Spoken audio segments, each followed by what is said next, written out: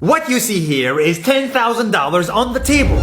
You can take this money as a loan, but I will charge you a little bit of interest rate. Like most people, you take the money and you go buy a nice car. But in 10 years, it's time to pay me back. And because of interest rates, now you owe me $20,000 and not 10. You will say, I don't have money to give you. And if you don't, I take your car and a piece of your house. This is how debt works. And after 3 years of traveling the world, I noticed that this is exactly what China is doing. For example, take the small island nation of Sri Lanka. This developing country needs money and China has a lot of it. So Sri Lanka took billions of dollars in Chinese loans. It was easy money just there to be taken. And with that, they built skyscrapers, highways, airports, and shipping ports. The country grew and prospered.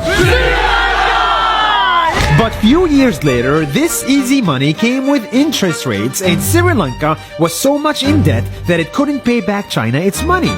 And the only way out was to give China control of what they had built. In other words, Sri Lanka lost a piece of its home to China because of debt. This is the Chinese money trap. And it's a real thing I saw all over the world. In Papua New Guinea, I saw $2 billion in loans given by the Chinese to build skyscrapers, infrastructures, and ports. But there is no way this remote developing country can pay it back or its interest rate. And the only way out is to give China control of the country. In the Maldives, Pakistan, Malaysia, Laos, Kazakhstan, Mongolia, Egypt, Kenya, and South Africa,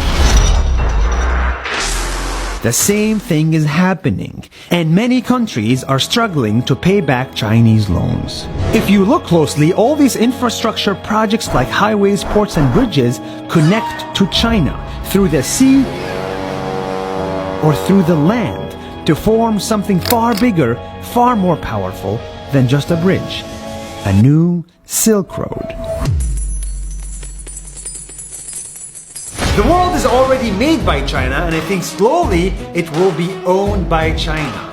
Don't get me wrong, building bridges, ports, highways, and airports is a great thing for the people and the country, but they come at a very high cost.